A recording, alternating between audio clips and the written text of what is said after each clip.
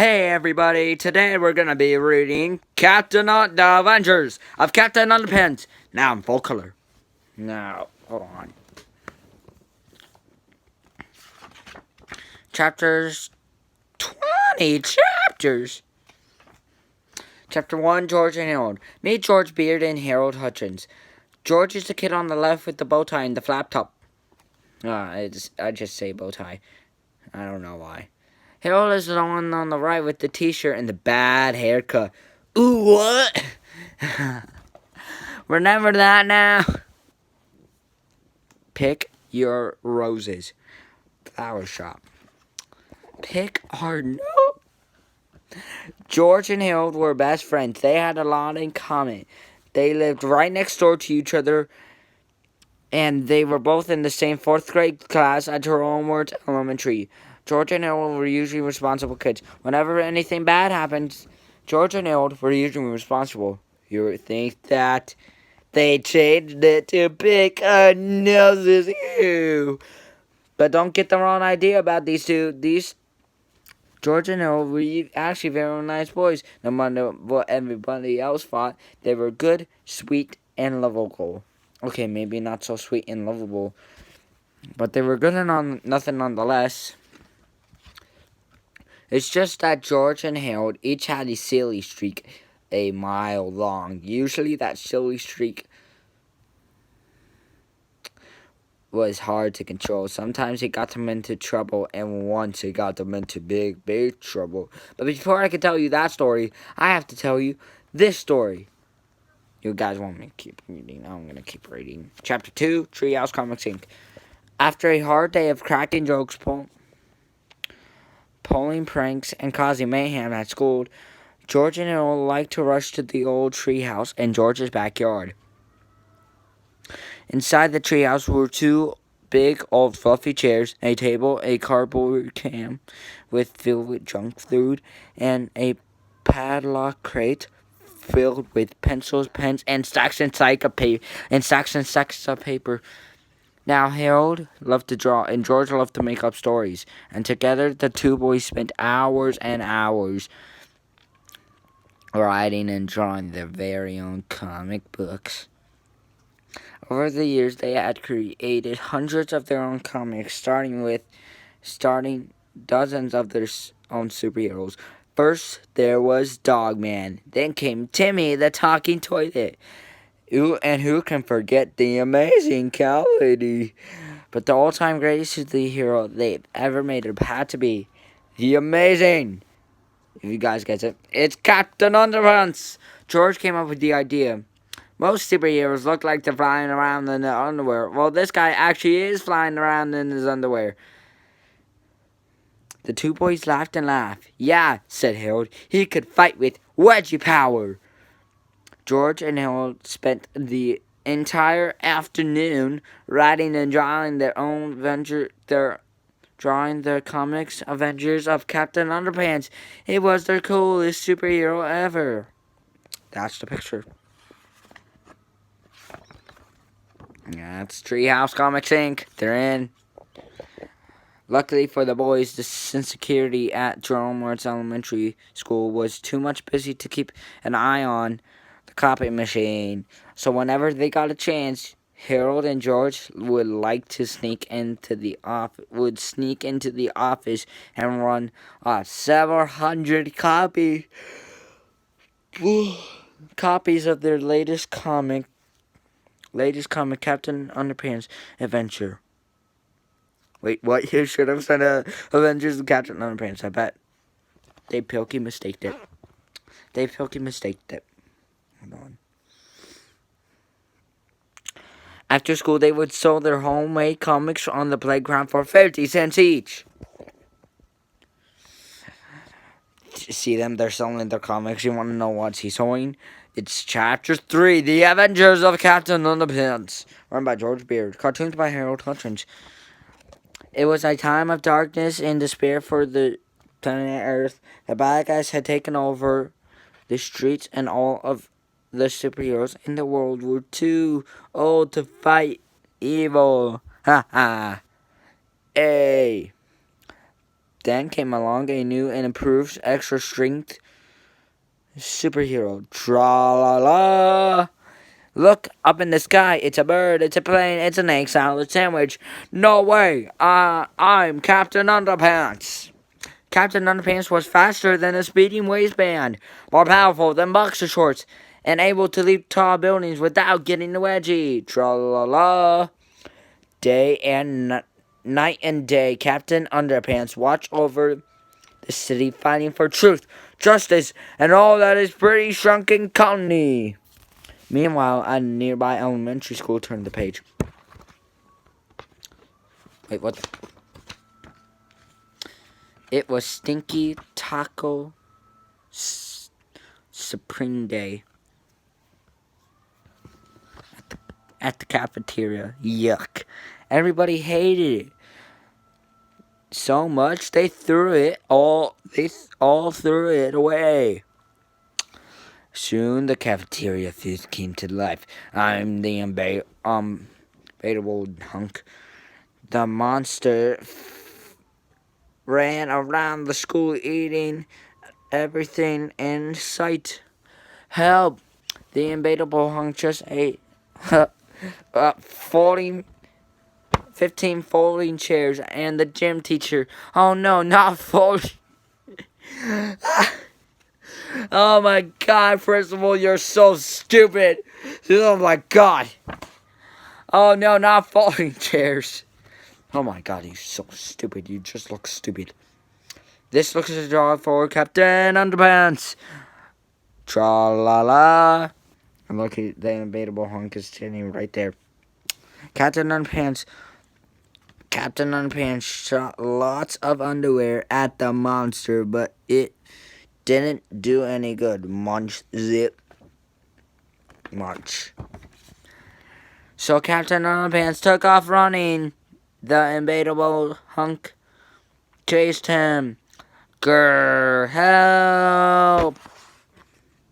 And chased him. And finally, the unbeatable hunk got too tired and thirsty to chase Captain Underpants. How about a nice drink of water? That's what he says. So the monster took a big, long drink from a shiny bowl. What do you guys think that is? When suddenly, flush! It's the toilet! Hooray for Captain Underpants! And so the unbeatable hunk got flushed away and was never heard from again. Tra-la-la, the end. Where did I put that book? Okay. That book. Don't miss our next exciting adventure, Captain Underpants and the Attack of the Talking Toilets. What the? Coming soon to playground near you. Now this, guys, is the Attack of the Talking Toilets. So they're telling us that's the next book. But what about in this book? Dang it. Chapter 4, comment down below if you want to read that. Chapter 4, Mean Old Mr. Crump. Do you see that guy, angry guy looking out the window up there? The old guy looking out the window up there? That's Mr. Crump, the principal. Now, do you guys see him? Comment down below if you see him. Comment down below if you see Mr. Crump anywhere. Of course, he was looking out the window. Now, Mr. Crump was the meanest, sourest old principal in the whole history of General Mort's Elementary. He hated laughter and singing. He hated the sounds of children playing at recess. In fact, he hated children altogether. And guess what? Two children Mr. Crump hated most of all. If you guys George and Harold, you're right. Mr. Crump hated George and Harold. He hated their pranks and their wisecracks. He hated their silly attitudes and their constant giggling. And he especially hated those awful Captain Underpants comic books. I'm going to get those two boys one day. One day, very, very soon. 4 chapters. So we only got 2, 3, 4, 5, 6, 7, 8. Remember when chapter 5, one day very, very soon. Remember when I said that George and Harold Silly Street got them into big, big trouble once? Well, this is the story of how that happened, and how some huge pranks and a little blackmail turned their principal into the coolest superhero ever. It was the day of the big football game between the Holds, Knuckleheads, and the Cereals Stinkbugs. The bleachers were filled with fans. Come see our big football game. They changed it, but they... What? Jerome Worth Elementary School. I bet they changed it to Booger Snot. The cheerleaders ran into the field, shook their pom-poms over their heads. A fine black dust fell out of their pom-poms and settled all around them. "Give me a K," shouted the cheerleaders. "K," repeated the fans. "Give me an N," shouted the cheerleaders. "N," repeated the fans. "Give me an achoo," sneezed the cheerleaders. Achoo, repeated the fans. They repeated an achoo. It's a J. Give me a K, give me an H, and give me a J. Achoo, achoo, achoo. The cheerleaders sneezed and sneezed and sneezed some more. They couldn't stop sneezing. "Hey," shouted Van from the bleachers. "Somebody poured black pepper into the cheerleaders' pom-poms." "I wonder who did that," asked another fan. I bet it was that guy who said, "I wonder who did that," and that guy said, "Hey, someone poured black pepper into spring black pepper into their cheerleaders' pom-poms." The cheerleaders stumbled off the field and sneezed and dripped with milk.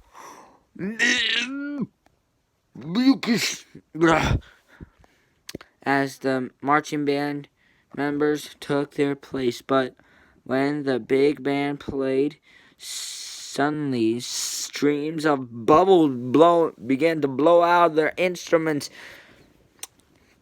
Bubbles were everywhere, up and down the field. The marching band slipped and slid, leaving behind the thick trail of wet, bubbly foam. "Hey," shouted the fan from the bleachers. Somebody poured bubble bath into the marching band's instruments." "I wonder who did that," asked another fan. This one's gonna get even harder. Soon the football teams took the field. The knuckleheads kicked the ball. Up, up, up went the ball. Higher and higher it went. The ball slipped into the clouds and kept right on going until nobody could see it anymore. "Hey," shouted a fan in the bleachers. "Somebody filled the game ball with helium." "I wonder who did that," asked another fan. Oh, this is gonna get worse.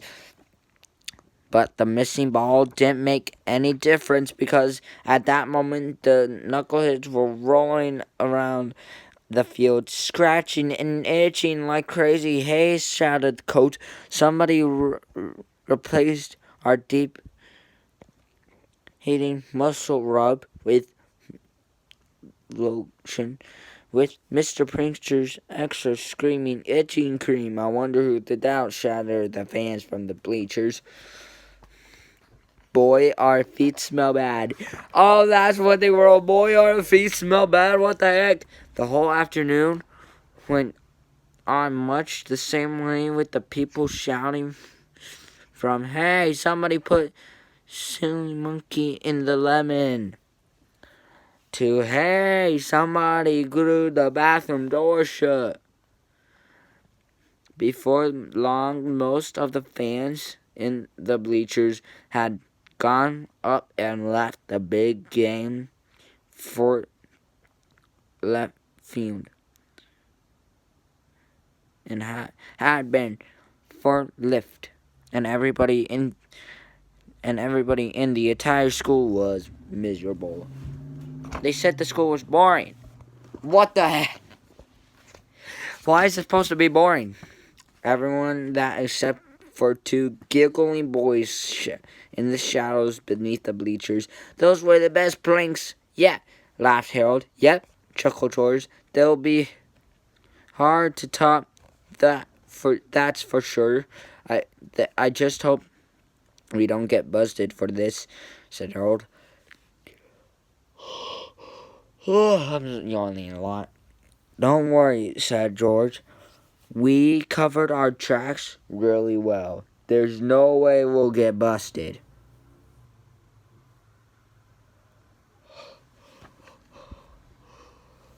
One, two,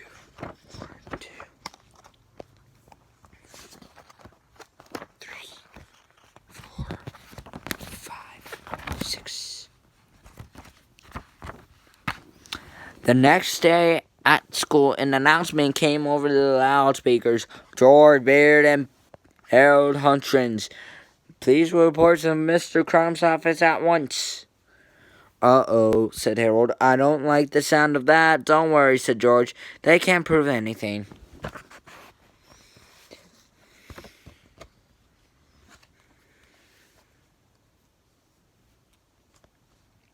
George and Harold entered Principal Crumb's office and sat down on the chairs in front of his desk. The two boys had been in this office together countless times, but this time was different. Mr. Crump was smiling. As long as George and Harold had known Mr. Crump, they had never seen him smile. Mr. Crump knew something. I didn't see you boys at the game yesterday, said Mr. Crump. No, we weren't feeling well. Yeah, Harold stumbled nervously. We went home. Aw, that's too bad, Principal Crump, said Principal Crump. You boys missed a good game. I bet he's gonna laugh. George and Harold quickly glanced at each other, gulped, and tried hard not to look guilty. Lucky for you, I have a videotape of the whole thing, Mr. Crump said. He turned on the television in the corner and pressed the play button on the VCR.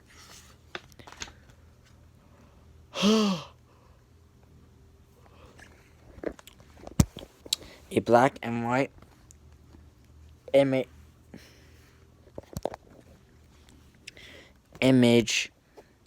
appeared on the TV screen. It was an overhead shot of George and Harold sprinkling peppers into the cheerleaders' pom-poms. Next came shot of George and Harold pouring liquid bubble bath into the marching band's instruments. How did you like the pre-game show? Asked Principal Crump with a devilish grin. Did you have my helmet? Colin, why? Because Mom and Dad let me. You couldn't have taken Uncle Chris's. His helmet was lying on the ground. No. Yeah, it was. I'm good. And plus, I was riding my bike. I needed my helmet. George and... Then what helmet did you use? I used Uncle Chris's. George eyed the television screen in terror. He couldn't answer. Harold's eyes were glued to the floor. He couldn't look. What? I would restart because of us talking to each other. The tape went on, revealing all of George and Harold's behind the scenes. I wasn't reading, so yeah. Yeah, but you were recording your reading. Action. X. By now, both boys were eyeing the floor, screaming nervously and dropping with sweat. Mr. Crump turned off the TV. You know, he said, ever since you boys came to the school, it's been one prank after another. First, you put disposable frocks in the jello sled at the print teacher banquet. Then you made it snow in the cafeteria. Then you ragged all in the entire combs so they played a Weird Al Wiggly song filled full blast for 6 hours straight. For 4 long years, you boys, you two, have been running moke in the school, and I've never been able to prove anything until now. Mr. Crump held the videotape in his hands. I took the liberty of installing tiny cam video surveillance cams all around the school. I knew I'd catch you boys in the act one day. I just didn't know it would be so easy. 1, 2, 3, 4. 1, 2, 3, and 4. Chapter 7, A Little Blackmail. Mr. Crump sat back in his chair and chuckled to himself for a long time. Finally, George got the courage to speak up. What are you going to do with that tape? He said. I thought you never asked, laughed Principal Crump. I thought long and hard of what about to do with this tape, Mr. Crump says. At first, I thought I'd send a copy to your parents. The boys swallowed hard and sank deeply into their chairs. Then I thought I might send a copy to the school board, Mr. Crump continued. I could get you both expelled for this. The boys swallowed lower, higher, and sank deeper into their chairs. Finally, I came to a decision, Mr. Crump concluded. I think the football team will be very curious to find out just who was responsible for yesterday's Francisco. I think I'll send a copy to them. George and Harold leaped out of their chairs and fell to their knees. No, cried George. You can't do that. They'll kill us. Yeah, begged Harold. They'll kill us every day for the rest of our lives. Mr. Crump laughed and laughed. Please have mercy, the boys said.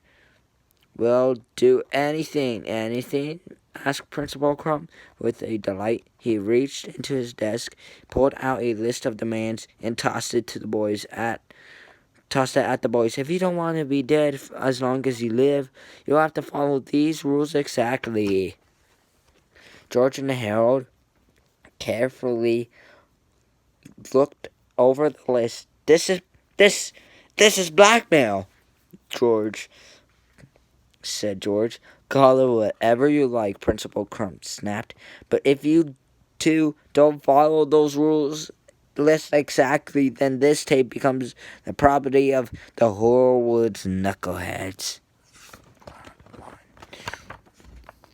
2, 3, 4, 5, 6. At 6 o'clock the next morning, George and... Oh, wait, I forgot to read that. Chapter 8, Crime and Punishment.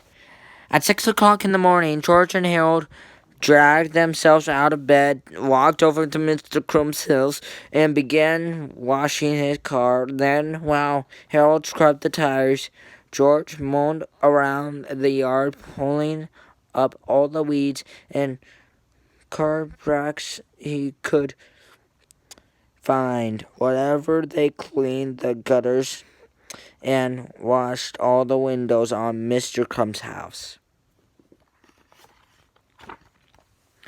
At school, George and Harold sat up straight, listened carefully, and spoke only when spoken to. They didn't tell jokes, they didn't pull pranks, they didn't even smile. Their teacher kept pinching herself. I just know this is a dream, she said. At lunchtime, the two boys vacuumed Mr. Crump's office, shined his shoes, and polished his desktop. At recess, they clipped his fingernails and ironed the tie. Each sprayed moment, and the boys' daily schedule was spent to cheering to Mr. Crump's every whim. 1, 2, 3. After school, George and Harold mowned Mr. Crump's lawn, tidied his garden, and began painting the front of his house.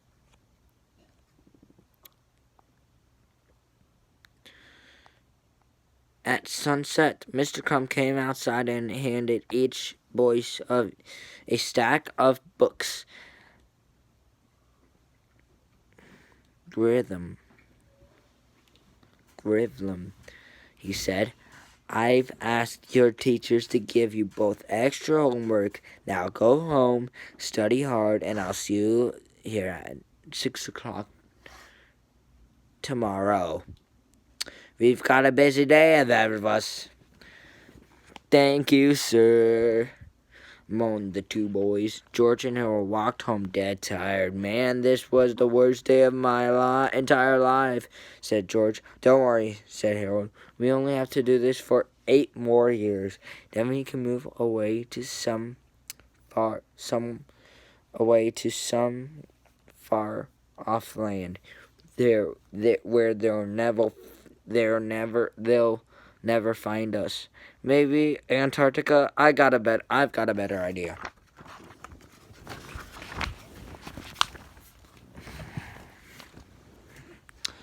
George took out a piece of paper out of his pocket and handed it to Harold. It was an old magazine for the 3D Hypno-Rain. How does this gonna help us? Asked Harold. All we gotta do is hypnotize Mr. Crump, said George. We'll make him give us the video and forget this whole mess ever happened. That's a great idea, he said. And the best part, we only have to wait 4 to 6 weeks for delivery. 1, 2, 3, 4, 5, 6. Chapter 9. 4 to 6 weeks later. After 4 to 6 weeks of back laboring, slave labor, groaning homework assignments, and humiliating good behaviors at school, a package arrived in George's mailbox from the LIL Wise Guy Novelty Company. It was the 3-day Hypno-Rain.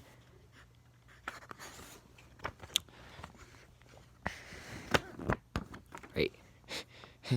Oh, this is only the end of the chapter. Oh, hallelujah, cried George. It's everything I've ever hoped for. Look, let me see. Harold said. Harold. Don't look directly at it, warned George. You don't want to get hypnotized, do you? Do you really think it will work? Said Harold. Do you really think we can hypnotize our friends, control our enemies, and take over the world just like the ad says? It better work, said George, or else we just wasted 4 whole bucks. What the frick? Chapter 10. The 3D Hypno Rain. The next morning, George and Hill didn't arrive early at Mr. Crump's house to wash his car and reshine his roof. In fact, they were even a little bit late getting to school. When they finally showed up, Mr. Crump was standing at the front door waiting for them. And boy was he mad. I don't wanna.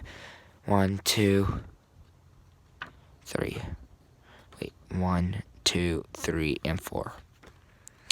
Mr. Crump escorted the boys into his office and slammed the door. All right, where were you?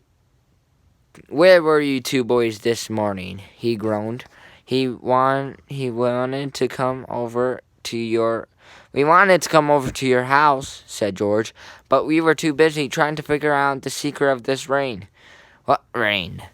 Snapped Mr. Crump. George held up his hand and showed the rain to Principal Crump. It's got one of those weird patterns on it, said Harold. If you stare at it long enough, a picture appears. We'll hold it still, said startled Mr. Crump. I can't see the darn thing. I have to move it back and forth, said George, or else it won't work. Mr. Crump's eyes followed the rain back and forth. Back and forth, back and forth. You have to stare deeper into the rain, said Harold. Deeper, deeper, deeper. You are getting sleepy, said George. Very sleepy. Mr. Crump's eye began to droop. I'm so sleepy, he muttered. After a few minutes, Mr. Crump's eyes were closed tight, and he began to snore. You are under our spell, said George. When I snap my fingers, you will obey our every command. Snap. I will obey, muttered Mr. Crump. All right, said George. Have you still got that videotape of me and Harold? Yes, muttered Mr. Crump. Well, hand it over, bub. George escorted. Mr. Crump unlocked a large file cabinet and opened the bottom drawer. He reached in and handed George the videotape. George stuffed it into his backpack. Harold took out a different videotape out of his backpack and put it into the file cabinet. What's this video? Asked George. It's one of my little sister's old Boomer, the Purple Dragon Sing Along videos. Nice touch. Chapter 11. Fun with Hypnotized. 33 minutes. Sorry, guys. I'm gonna have to cut it here, so bye.